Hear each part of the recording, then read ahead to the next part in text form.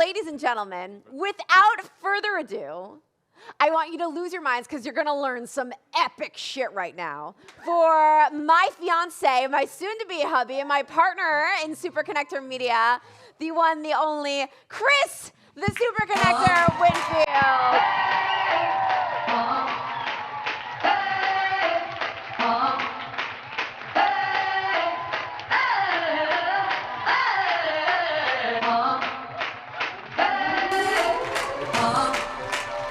Give it up for Jen.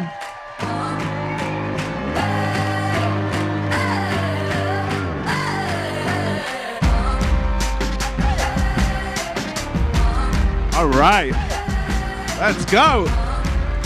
How you guys feeling? Good? All right, thank you. Great job with the music. Thank you, Jen. Thank you for showing all those text messages or Facebook messages. I deleted them on my side, but they still stay on the other, so. If you guys want, like, what she's gonna show you on day 3 is like inside like our checking account and, you know, like medical records and stuff like that, so stay tuned. It'd be fun for you, miserable for me. All right, it is so good to see you all. I am so excited. This is like gonna be such an epic 3 days. I was gonna say a week, but it's gonna feel like a week. We just have so much in store, so many surprises, so many cool things. But what I'm gonna do right now is talk to you about the Super Connector method. So what our whole company and what this event and everything is based on and where it came from. But let me jump right in. If I'd hit the right button. All right, so Super Connector method, this is what it really breaks down to. So the 4 M's, media, marketing, mindset, and money. Because we always want to make sure everything's leading to the money, because it makes the other ones a lot easier. And that's backed up by, so here's media, marketing, money, mindset. Okay, actually, and give $50 to whoever gets this right. And you can't, if you've been here before, you can't answer this. If you add up those things, what is the thing as an entrepreneur you most want? What is the thing that gets you going further? And it's also an M word. Who's gonna get it? Mindset. The mindset's in there, so you owe me $50. Sorry, you can Venmo or cash, whatever. Not Bitcoin. Momentum. Who said it? I'm not kidding. Let me make sure it's a 50. Yeah, it is. Actually, I was kidding. No, just kidding. No. I'm not. There you go. Buy somebody something. Okay. And who said mindset? Who owes me the 50? So I broke even. I think 2 people. I actually won money on that. Yeah, momentum. Momentum is what we want, right? Momentum is like you're gonna leave here with momentum every single day, but you know we want to perpetually stay within that momentum, keep it going. So how do we do that? Good question. Who's that? Yes, no money for that. All right. All right, so it's backed up by this: connections, coaching, curriculum, and community. So we know, like, this is what we're going to be going through here. You know, how this is like what the whole event is based around: connections, coaching, curriculum, community, and that's also going to get us. I wish there was a C word, but there's not. Momentum. So you're going to get momentum. This is what we base everything around with the Super Connector method. I'm going to walk you through how that has played out for me, how we wound up here, and all that. Okay. Here's something really, really quick. I have a 12, almost 13-year-old daughter, and we watched this movie. And I remember when I watched the movie, I didn't know what happened until the end. I was like, holy shit. We're watching it for like 5 minutes. She's like, yeah, he's dead. And if you haven't seen this movie and I just ruined it for you, get a life. All right. It was a big, big movie. All right. But how did she know that? Like, I was shocked. All right, anyway, whatever. 6 cents, yes. No money for that. But it's all about dots. You know, for me, it's all about dots. So why do we always play that Steve Jobs quote? We don't even really like Steve Jobs. You'd think that he like sponsors this event, like the Ghost of Steve Jobs sponsors the event. But it's just such a perfect quote that sums up everything, because it's all about those dots. You don't know. Like Jen was talking about us meeting, or her friending me on Facebook, and being much more aggressive and wanting to meet me and date me and all this, and yeah, inviting me to weddings and like trying to just land me, and you saw that list. That was the catch. Child, every tattoos. Yeah, okay. One right here, and then I have a giant V on my back. My daughter's name is Vivian. Okay, which Jen probably have pictures of on day 2. All right, let's get into it. So it's all about the dots. It's all about the dots. And for me, the dots have always been about people. Like people that you don't even realize like how they're going to change your life. Like Diana Patton's sitting here in the front row. Diana, we met Diana at, we were both at an event, and she was like going crazy and everything, and I turned around to look at her. I was like, who's this person? And, and then she wound up coming up to me, and we talked, and then, she came to this event, and, Jen will talk about, like what she does with us now and her business and everything, but it's crazy, like how that stuff happens. Eduardo, he used to do Instagram, like it's just, it's wild. So, how my dots led to my momentum. So how did we get the momentum that Jen was talking about and everything? And I want to break it down, because I think one of the things for an event like this is you see us and you're like, oh, it's easy for them. They live in New York City. Jen's an actress. Chris looks like he dresses really well. No. For 3 days out of the year. So I want to show you how much that wasn't the truth, just because I think it's really helpful. So for me, I hate looking at people's like chapter 20. I want to see people's chapter 1. I want to see before they even started writing the book, because what happens to us now so often is, especially because of social media and seeing everyone's highlight reels, we're always comparing ourselves to something that doesn't even exist. Because I know those people that live those perfect lives, and they're not real. Right, Maggie? Like, they are not real. So I think it's so important to break it down, and that's why we do this. All right, so here's where I grew up. Tuxedo, New York. Look at that census right there. There was, at the time of the 2010 census, this town had 3,624 people. When I was there, it probably had 2,000. There were 7 kids in my elementary school class. 7 kids. So then I moved upstate to a smaller town. This is literally the main street. There was one stoplight in my town. It was called Pine Bush. And what Pine Bush was famous for is that. It's like the most UFO sightings in the world. Yeah, very esteemed beginnings, right? Your friend's a teacher there? Yeah. Oh, yeah, well, that was going to be my next slide. There you go. And you want to know why? Because I hated school. Yes, thank you, Sam.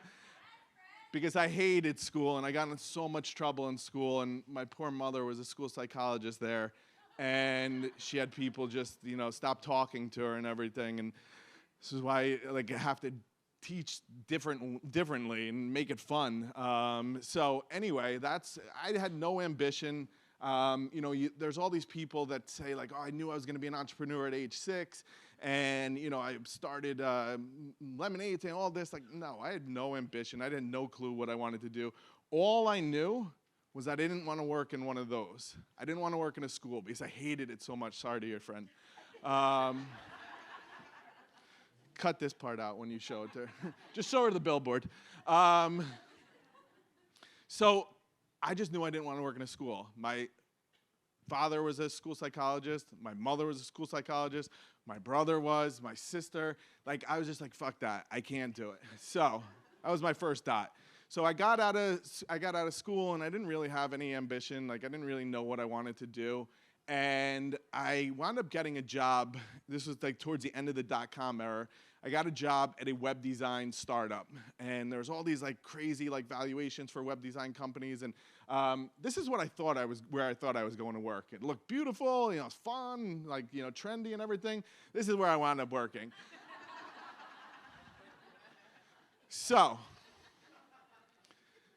I worked at a place where the CEO was barred from trading stocks in, I didn't know any of this going into this. A family friend had brought me in. He was barred from trading stocks in New York and Connecticut. Another guy was like the number 4 guy in Stratton Oakmont, which is what the Wolf of Wall Street was based on. Like during lunch, he would leave, and I'd be like, oh, where's he going? Oh, he's going to meet with the FBI. I'm like, oh, great. The guy who brought me in, who was the family friend, had left his family and developed a terrible coke problem. He was in rehab by 6 months, and he was the most stable out of everyone. So it was a fun place to start. And my job was cold calling. I would cold call businesses around New York City and try to get them to set up an appointment with us. And you can imagine how nice people are in New York when you call them and ask for stuff like that, right? Not anyone's gonna hang up on you or go tell you to die or tell you that they're gonna come and make you die or anything like that, right? No, none of that happened. So anyway, that was my first stop because I learned everything not to do from that company. And that company stopped paying me at one point, and because they ran out of money, because they bought this or they leased this $100,000 a month space overlooking the Statue of Liberty, and when the company wasn't making any money. So if anyone is paying attention, that's not a good way to do business. So I wound up leaving, and I started my own company. It was called 10E20 LLC. It's because it started on 10 East 21st Street, and at that time, numbers came up before letters in like directories and things like that. So I was like, okay, cool. Now, when I started this company, I had a few major problems, and these were major. First one, no money. They weren't paying me. I didn't have family money. I didn't have anything saved or anything like that. No connections. So I grew up in these small towns. I didn't really really take advantage of college or anything like that. So I had no connections. I'm known as a super connector. Our company's called Super Connector Media, and at this point, I had no connections. And there's a zillion other companies doing exactly the same thing that we were doing at Web Design. We were a commodity, just like coaches or doctor, whatever. I could throw a rock and hit a coach in here, like you have to. I won't, because I love you all. But it's so important. You have to differentiate yourself. You have to be different than other people. And I didn't know how to do that. So one day, I was watching TV, not that TV, as you can imagine. That was a trendy photo shoot that somebody did for us. But I'm watching TV, and I was watching CNBC. And there's this guy on there, and he was talking, and I'm like, I didn't even remember what he was talking about. He was talking about his business, and I was like, oh my God, I want to work with this guy. And then I'm like, I want to be this guy. And then I was like, holy shit. Like, what if I could do that for myself? What if I could do that for myself? Like, if I could get that effect, because that had happened to me all the time. Like, if I'm reading a magazine or, online or, whatever, and I would, something would happen. I don't get it. I don't know exactly why, but it's all this, the trust and authority and the credibility, all these things that have happened. So that was my first thought. And I was like, all right, I'm going to figure out how to do that for myself because I couldn't afford to pay for a publicist or anything like that. So I wound up, I was at an event, and I met this lady who was a writer for the New York Times. And she's like, is there anything interesting about you? I'm like, what do you mean? I guess, how interesting do you want it to be? So anyway, it turned out that she was working on a story about remote working. So this was like right when remote working, it's interesting, it's like kind of full circle, but this is right when remote working was just starting to become like a thing. And so I told her, I'm like, yeah, I wear a suit and tie every single day in my apartment. She's like, you do? And I was like, yeah, because I used to do that. And she wound up putting me in, because I was like, oh, if I don't dress formal, I'm going to acting for, and somebody had told me that, and it's not really true. I work on my couch now in sweatpants. Like literally, I can only work on a couch. That's a problem, but whatever. So here I am in the New York Times, and you see that. So basically, it talks about my company, but it's not really about me. But what it did do was it got me this, as seen in the New York Times. And I sent that, I plastered that everywhere. I almost got that tattooed onto my forehead. Because I wanted everyone to know that I had that credibility now. So, and that started to help me, started to get some deals, started to get people that I was a little bit different, you know, because if you're comparing one person to another, and one's been in the New York Times, the other hasn't, you're gonna hire the guy in the New York Times. So that was a dot. That started to become bigger. Then the next year, I kept working, you know, and like connecting with people and media, and I would get small articles. But I wound up getting in this article in USA Today. And this article right here, where I say I live, breathe, and die Google, because it's very dramatic, obviously, but that's a good thing. This one mention alone was worth over $1.8 million to me. So this became my first multi-million-dollar client, came directly from that small, tiny little paragraph right there. Somebody, a division of Virgin, contacted me, and they wound up spending about $1.8 million with us over 3 years. And that started to change everything. I was like, oh my God, that is a major, major, major dot. All right. So fast forward a few years, I built that company.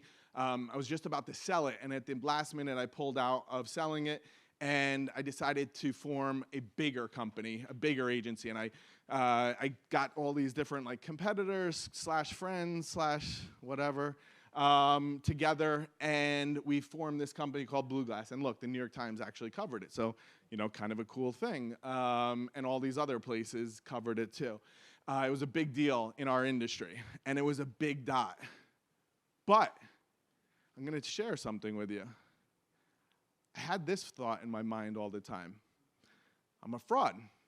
I have imposter syndrome. You know, like, do I really know what I'm doing? Because, you know, a lot of the stuff from our childhood just sticks with us. And for me, I'm that kid from that little tiny town, you know, with 7 kids in his class. And, you know, can I really do this? So if you're curious about who has imposter syndrome, there was a very, very, very important study done by Harvard and MIT, and this is what they found. So types of people can have imposter syndrome. This was surprising to me. It turned out that it's all the smart, successful people that you think have their shit together. They can all have imposter syndrome. So think about that the next time that you're worried. All right, but a bigger thing was I became really, so I had started building, my business had become really built and grown by helping other people, you know, really networking, going out of my way for people. But I got really focused on one person instead, me. What could I get out of it? How could you help me? And, you know, and then our company, you know, it started growing, grew to like 100 people. There's me, that is me. In my office, looks very different. And, you know, I became very, very attached to, my identity became very attached to this company and the success of this company, or the perceived success of this company. So often, it's not even, for me, it's not even about the success, it's about what other people think about it. And like, I don't even know who the people are. I'm like, oh, I wonder what they think about me. And I'm like, who the hell are they? It's like somebody I met on Facebook or something. You know what I mean? Not Jen.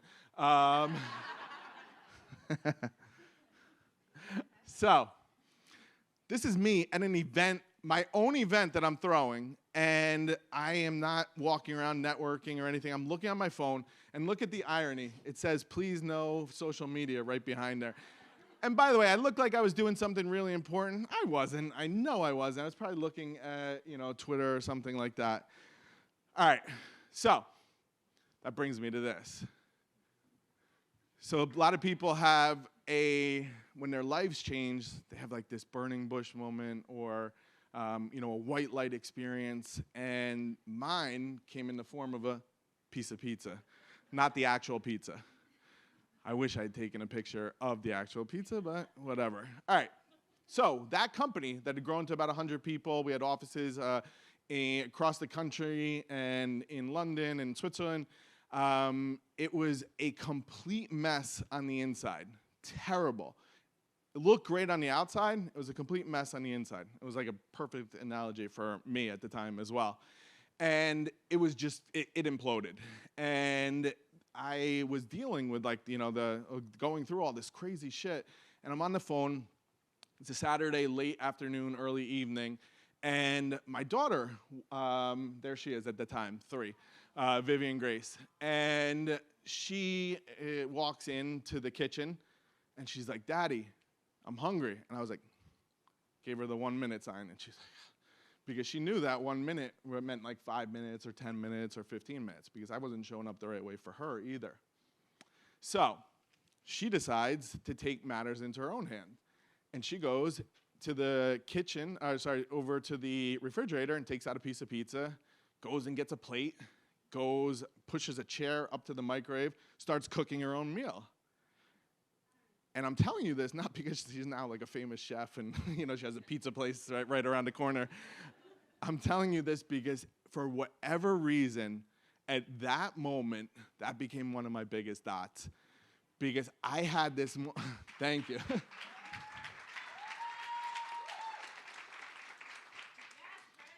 Thank you. Because I had this thought, and this was the only thought, there had to be a better way. There had to be a better way for me to live.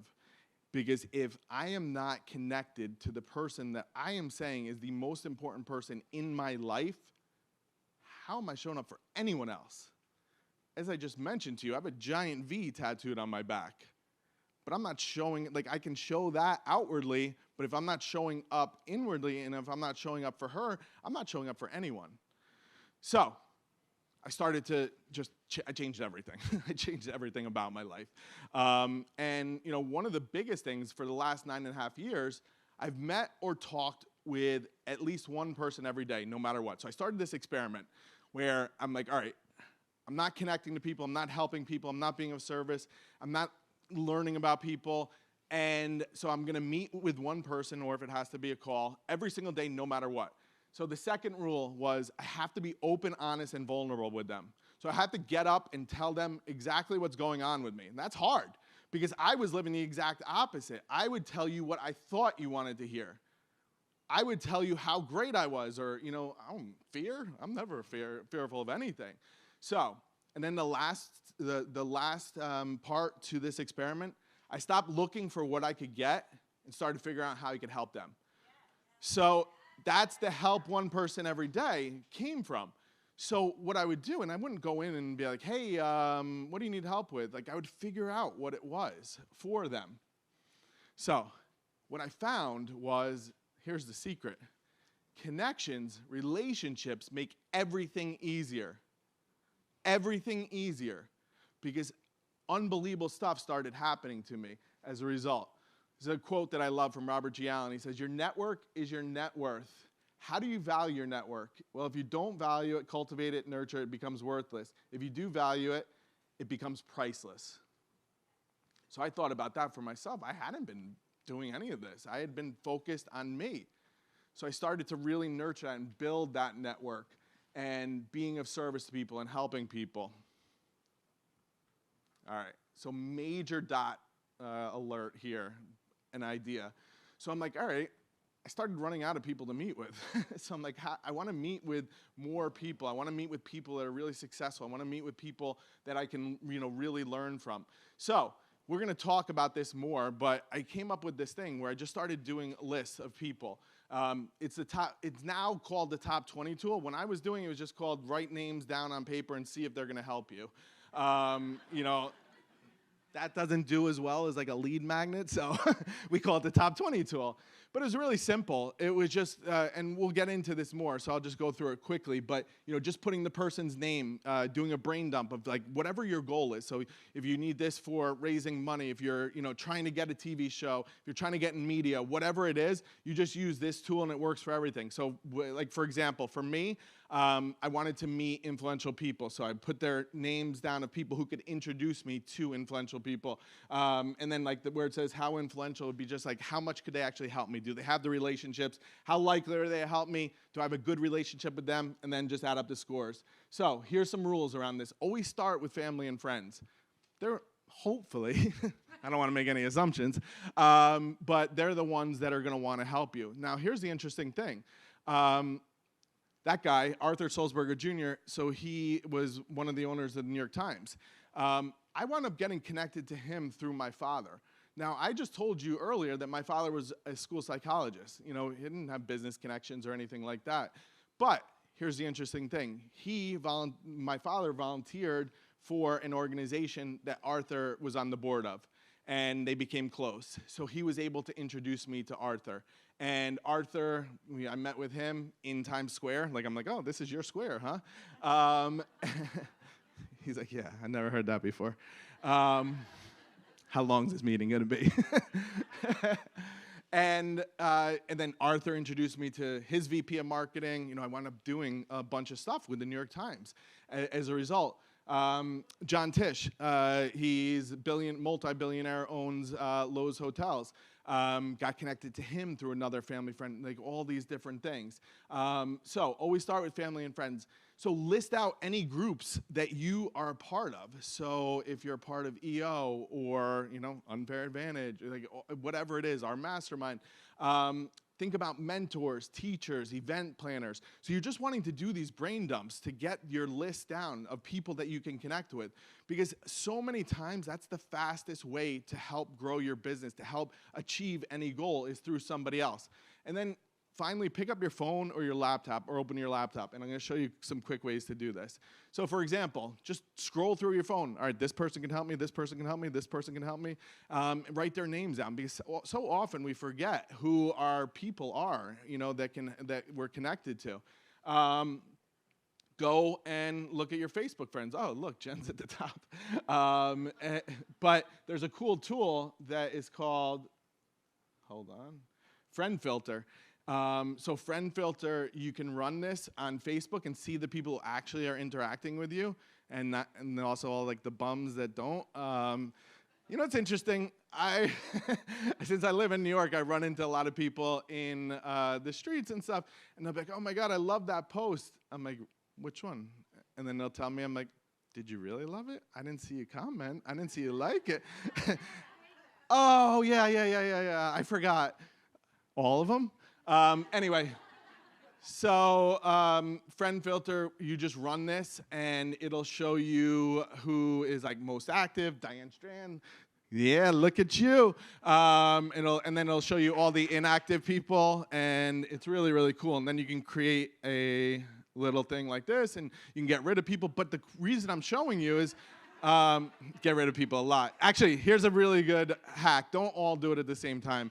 And you've probably seen people do this, and this is why they're doing it, because I do it myself. You go on Facebook, and you're like, oh, I'm thinking of cleaning out my inactive friends. Comment below if you want to stay. Boom, you get so much engagement.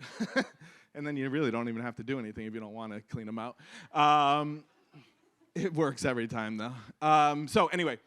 So this will show you, though, who your most active people. So like these would be the people that maybe you would want to go and talk to that could potentially help you.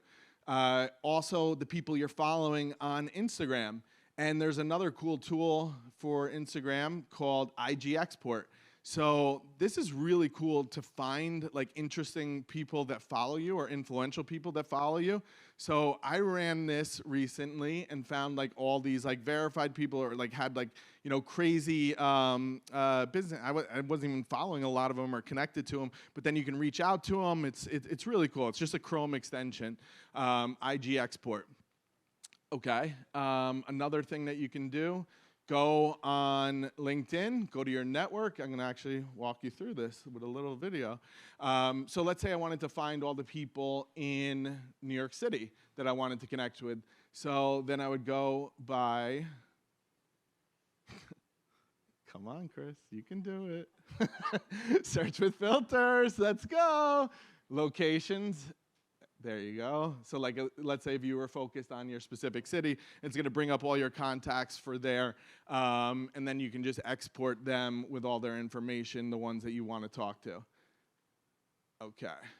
Or the people, last thing, the people that have been most active or you've most recently talked to on Facebook or Instagram Messenger, because I don't know why Jen, I don't think we talk that much on on that, but I don't know.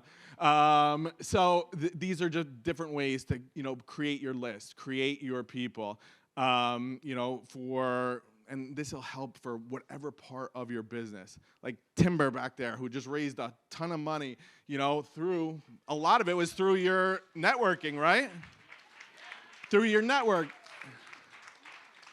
He had, talk to that guy, he's a rock star. But how much was that through Timber? How much was through your network and working your network? All of it. How much did you raise?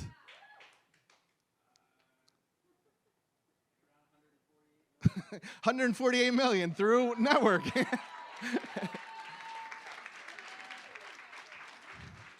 They have an amazing company. Okay, so 148 million through networking. Unbelievable. All right, let's keep going. All right, so here's what I like to figure out about people. So their name, where are they most active on social media? What big things do they have happening? So every single person has something going on. So for example, one of the best ways to, if there's an influencer or, somebody big in your industry, one of the best ways to connect with them is if they are launching something, especially if it's a book. Because when they're launching a book, right, Maggie? When you're launching a book, you are at your you're scared, because it's you're putting yourself out there. But if you do bulk book buys, wow, say that 3 times fast, or get them in front of your audience, it is such a good way to create relationships. Buy 100 books, it costs you $2,500. But it'll build that relationship so quickly. We've done that so many times. Many of the books that are that you'll see are built relationships that way. How can I help them right now? So what can you do? And it doesn't have to just be about your business. It doesn't, let's say somebody's planning, that they're planning a vacation or something, or they're going somewhere and you've been there. Someone's going to Ireland, Patricia, and you're oh, I know Ireland, here's the best pub, and all this. So thinking about ways that you can help them. And then what do we have in common? So this one's important because so often there's things I call first degree issues. So for example, that could be addiction, that could be COVID. It could be miscarriage. Is there a big thing that you might have in common? It could also be that you're from the same town. It doesn't have to be something bad, but oftentimes one of the best ways to bond with somebody is around those big things. And who do I know that could possibly connect me to them? This one's so important. So what I try to do, and I'm going to walk through this tomorrow when I talk about win-win relationships, but what I try to do is I try to get multiple people to connect me to the person. I get introductions from multiple people, so they're who the hell is this guy? I got to know him. So thinking about that, if you want to take a quick picture of that little that little card right there, that if you can do that, it's going to help you so much with creating relationships with people. Okay. Big dot, thank you. Thank you, one person. Thank you all now. I went from really liking that one person and hating you all to now loving you all. Big dot. All right, I'm going to break this down how I did this. Let me back up for a second. When that agency imploded, I didn't know what I wanted to do. I just knew what I didn't want to do. I didn't want to do the same thing that I had been doing. And I got really into personal development. I got really into productivity. So I'm all right, I'm going to create a business around that. So here's a friend of mine, Neil Patel. Who knows Neil? Okay, cool. So Neil's a really well-known guy, and I love showing this because Neil, multi-zillionaire, whatever, but he's a great marketer, but this shows you how important media is. Look how many times it says something about the media in his first 2 lines of his bio. He's a New York Times bestselling author, Wall Street Journal, number 2. Forbes says he's one of the top 10 marketers. Entrepreneur Magazine said he created one of the top 100 most brilliant companies 4 times in the first 2 lines. So Neil and I, we got to know each other through speaking at the same stages. There he is. I'm the guy in the middle. And, we were also in articles together and all this type of stuff. So one day, Neil and I met up, and Neil happens to write for all these different places. And I wanted to start building my credibility. I had no credibility in this new area that I was in. So I wanted to start building it by writing in magazines, things like that.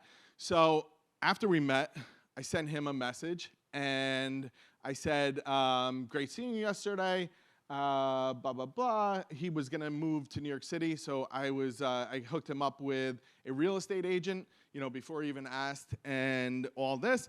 And, help before I even ask him for anything. Okay, and by the way, these are all the exact emails and exactly what they said, obviously.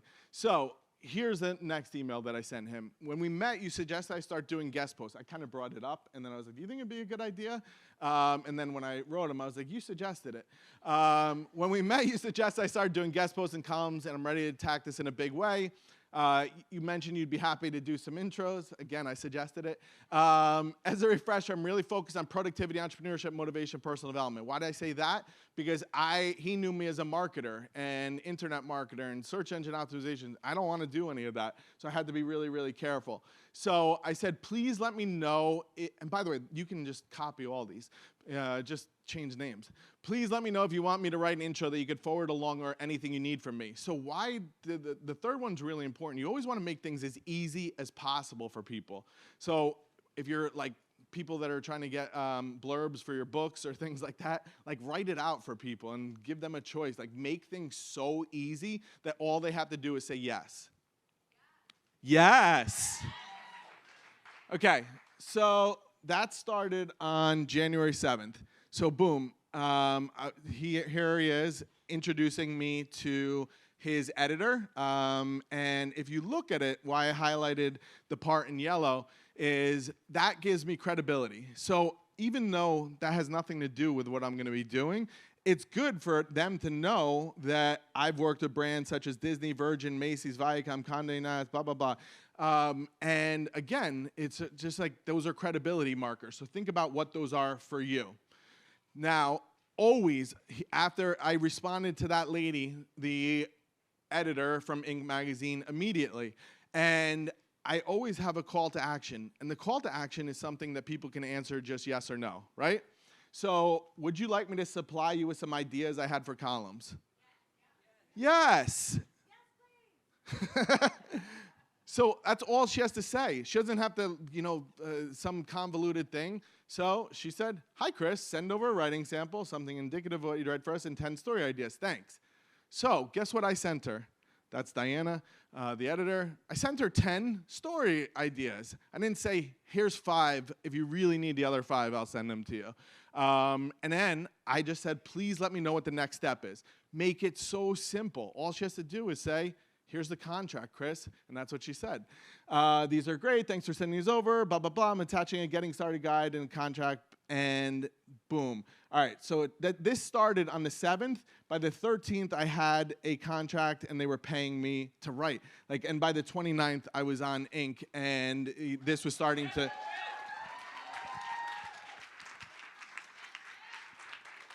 So why am I showing you this? Because I had zero credibility in this area, and I needed credibility because it was a brand new business for me, and I wanted to be able to, people were paying based on, my coaching or things like that, and I wanted to make sure. So this is something that helped me so unbelievably much. Huge dot. And then, I kept writing for them. My stuff still gets shared all the time. That article had 250,000 views. Major dot. But let's go a little bit further, okay? Yes. Okay, cool. So what I started to do with that, with the stuff that I was building up, I put it into my funnel. So this is something that is really helpful for your autoresponders. So it would, somebody would download a lead magnet or something like that. And one of the things I would say after giving them the link to download it, it said, reply to his email right now and tell me one thing that you're struggling with.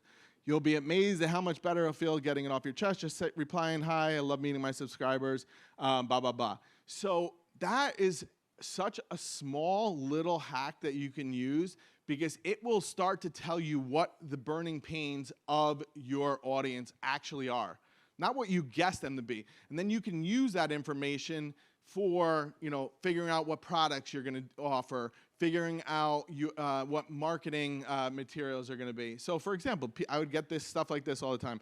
Number one thing I'm struggling with right now is taking the very first step and doing a hard, boring task that I must do, deadline looming, blah, blah, blah. And what I would then have that done is I would have a VA put those into a spreadsheet. And then they would list them out based on, what the issue was. And then from there, I'd be able to build products out based on what people actually wanted, not what I just would guess at.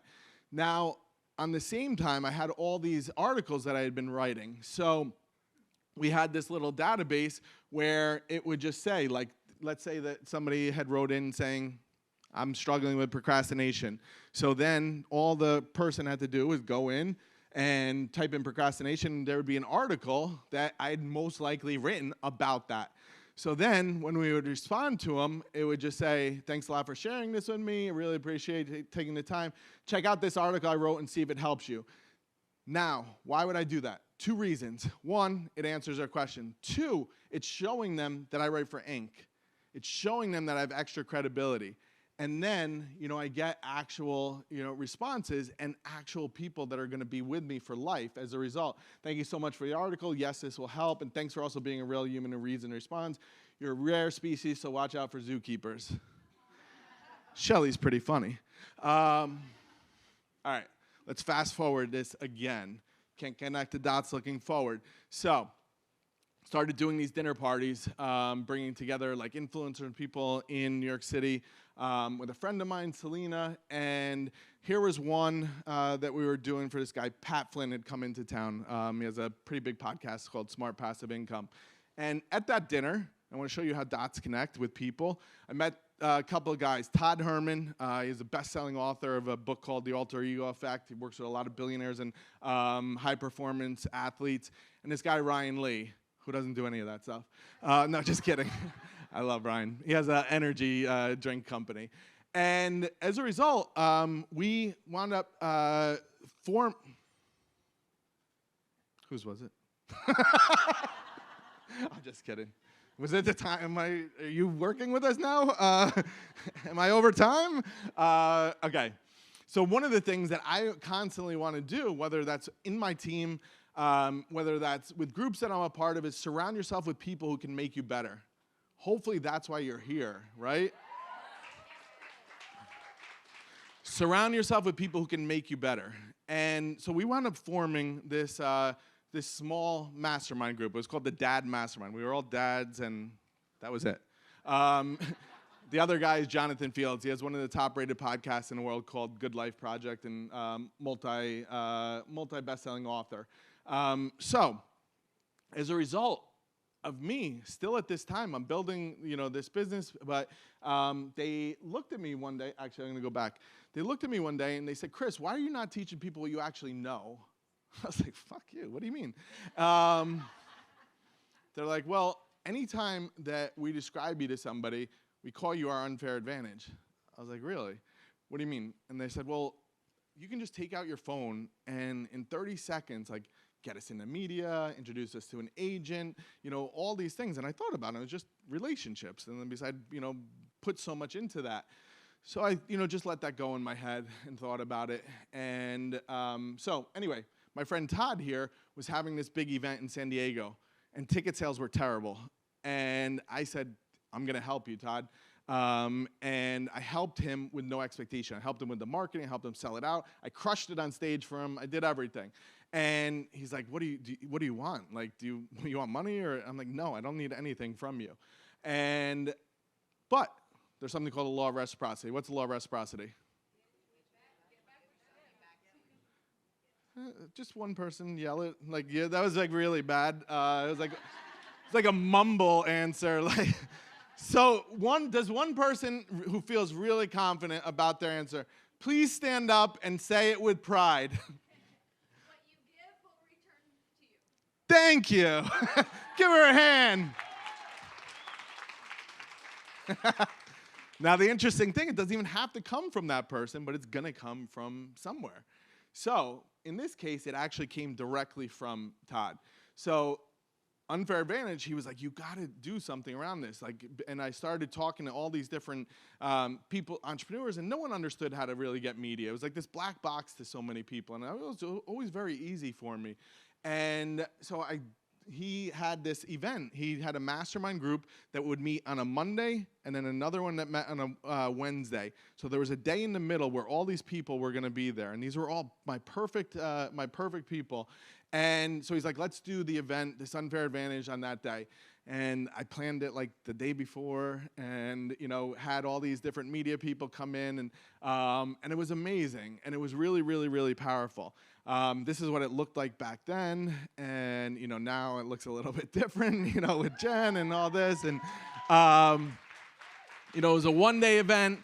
And, then it became a 2-day and 3-day, blah, blah, blah. Okay. And, as a result, we grew our company out of this, just listening to people. So that was a major dot. And, just to, as an example, I'm going to show you this. Chris used to have a Here's marketing Neil. agency years and years ago.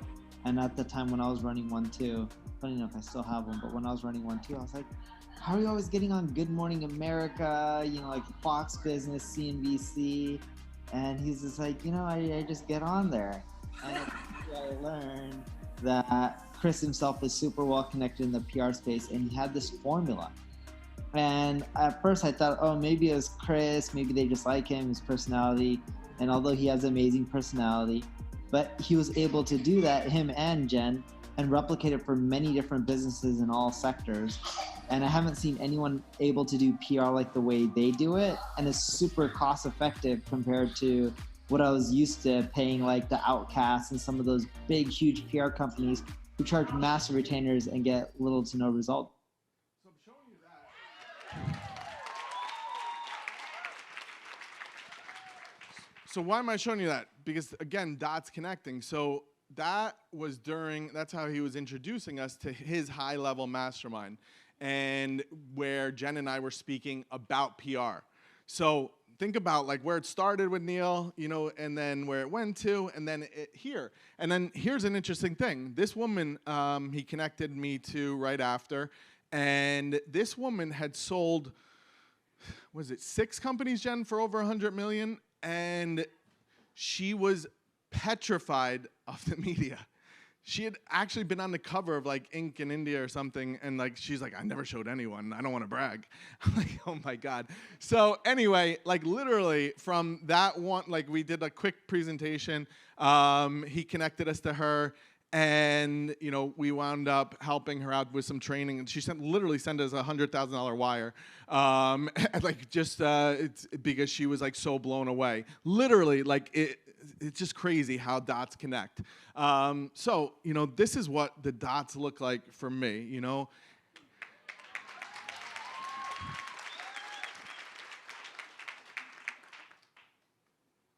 Media, marketing, money, mindset. I'm going to give you one last example, and then I'm going to get out of here.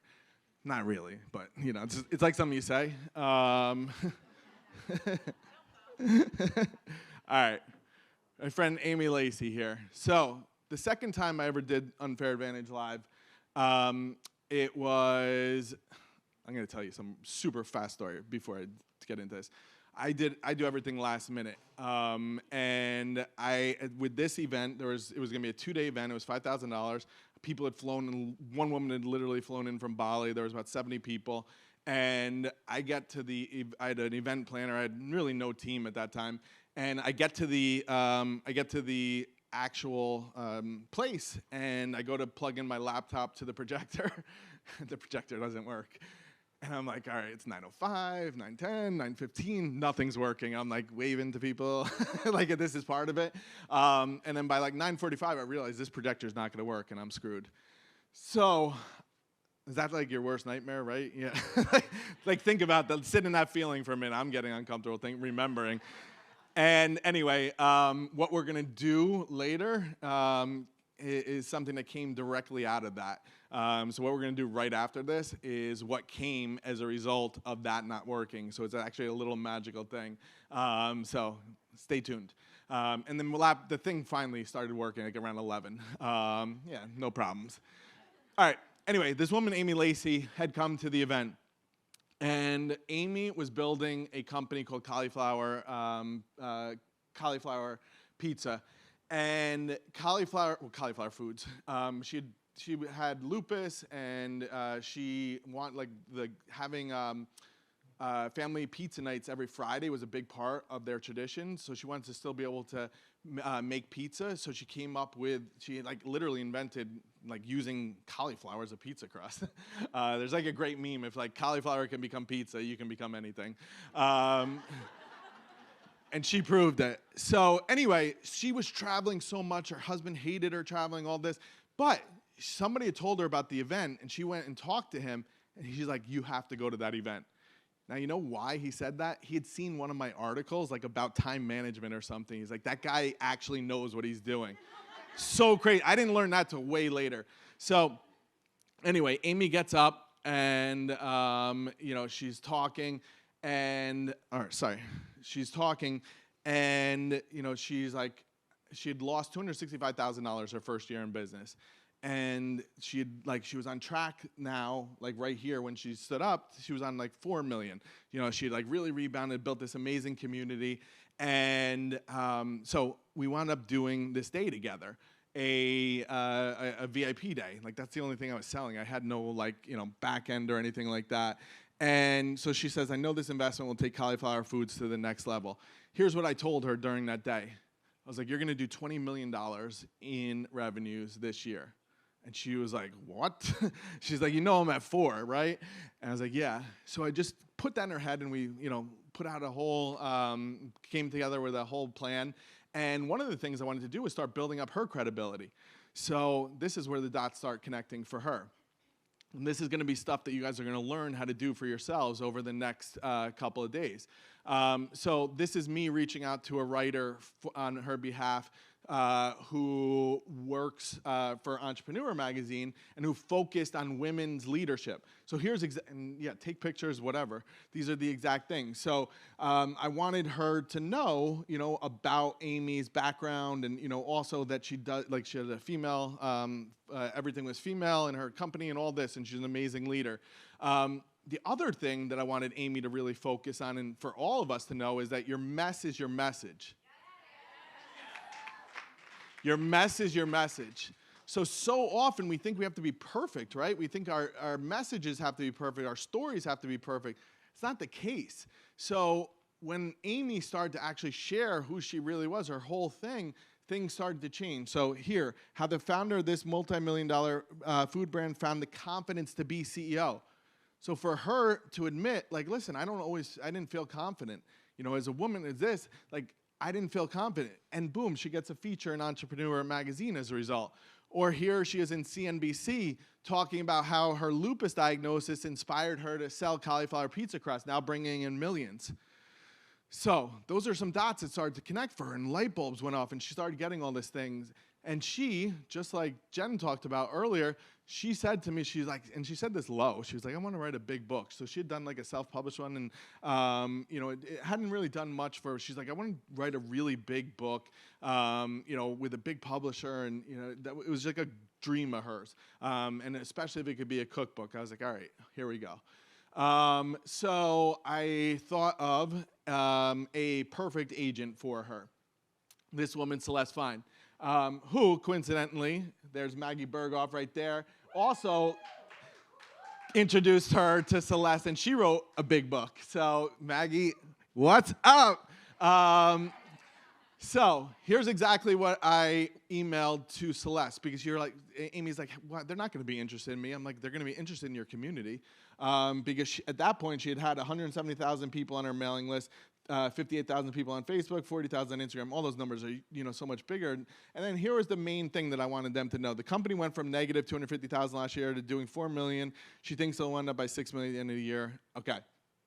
So big dot. What wound up happening for Amy Lacey was going from, I'm not going to be able to get a book, to having a bidding war between the 3 biggest publishers, and her eventually signing with Abrams. And there's her cookbook. And there's her dedication to me. Much appreciation. I was eating it. It's supposed to be funny. Much appreciation to my business coach, Chris. Thank you for introducing me to my book agent, setting in motion the fulfillment I dreamed to create a cookbook. And this cookbook helped propel so much growth and helped so much credibility for them. And it became a bestseller and all this stuff. Big dot. My name is Amy Lacey, and I own and I was the founder of Cauliflower Foods. So I came in 2017, and my husband encouraged me to go because he saw an article that Chris wrote. When I went to the event, my business had gone from negative $269,000 to $5.2 million. So Chris had me up and saying that. And then he said on the side, so what's it going to be next year? And he goes, it's going to be 20 million. Say it, it's going to be 20 million. And I was like, it's going to be 20 million? Like, no way is it going to be 20 million?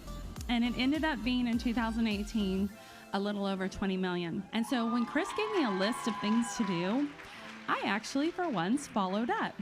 And what I did was I reached out to some of these different people, one being Sterling Lord. I ended up pitching my idea for a cookbook. Sterling Lord pitched me to several publishers, and I ended up getting 3 offers. And I ended up taking the offer with Abrams, and I got a 6-figure book deal, which was, I mean, there was the ROI was like, you can't even count the ROI on that. It's like times whatever from UA. I decided through a lot of advisors in my business to leave the program and go with a traditional PR firm and a traditional influencer firm. In order for them to do different kind of media things, I had to pay extra, because that was just for their basic services. And so I realized, I told my team and this set of advisors, I said, you know what? I'm giving them a notice that I'm going this way, because it's about building relationships.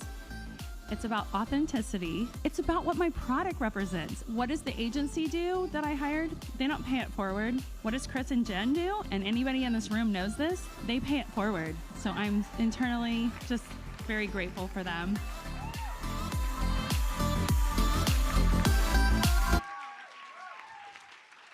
It gets better. Okay, so just also getting her out into podcasts and things like that. So this was one of my friends. She was actually in a mastermind that I ran, Farnoosh Tarabi. Yeah, Patricia, did you? Yeah, you've been on there. Yeah, so she has one of the top rated podcasts in the finance. So you're like, what does that have to do with cauliflower pizza, Chris? Well, one of the things was that, like, if I reach out to somebody like Farnoosh, like, this is what she said. Chris has changed the way that I think about my work, my relationship. Just 1 year, he's changed my life. So she knows that I'm going to hook her up with the best people. So here, when Amy went on her podcast, what we did was, since it was a personal finance, we gave them a coupon, right? Makes sense. Give them a coupon so that they're going to save. So here, Amy texted me, and she's like, that spike was during the East Coast Air Farnoosh. I'm seeing ROI in it. But this is cool, and this is like what we always want, and like to be able to give back. But more importantly, announce a new employee give back program for Cauliflower, and today Ruba gets to pick her cause, and we'll educate our community on it. Okay, ... Fast forward. Here's how she would describe on Fox Business. Take a bite into some cauliflower pizza and check out this week's Everyone Talks to Liz podcast episode. That's Cauliflower Queen and founder of Cauliflower Foods, Amy Lacey. She is going to share, it's so inspirational, how a lupus diagnosis led her to create a $1 billion brand filled with healthy and tasty cauliflower crust pizzas and dishes. Invest in your health today and tune in. Available on Apple, Google, and FoxNewsPodcast.com. Listen, when you hear these stories, you'll realize you could do it too.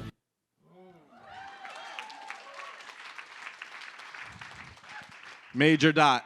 So Amy wound up being able to sell a big part of cauliflower. Bought her dream house. Basically, bought dream houses for like her whole family. And then she gets to do stuff like this, where she's going on different TV stations and being able to be like that face. And this was amazing. Like, she gave away like a huge check to this woman who runs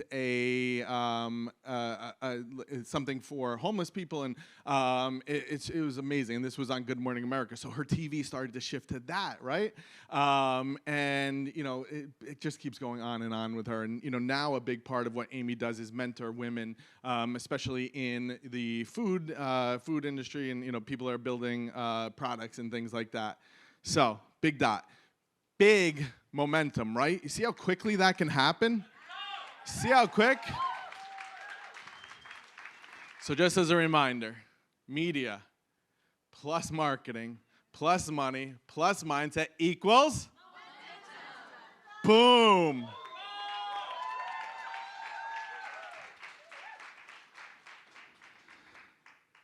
All right. Connections plus coaching, plus curriculum, plus community equals momentum. Let's go. All right. Last thing I want to leave you with is this. So what if, this is what I want you to think about before we break. You believed a little more than you didn't. You trusted the process. So like Amy, hopped on that plane and trusted the process. You allowed your dots to connect. You truly let yourself be seen and transform the lives of millions of people.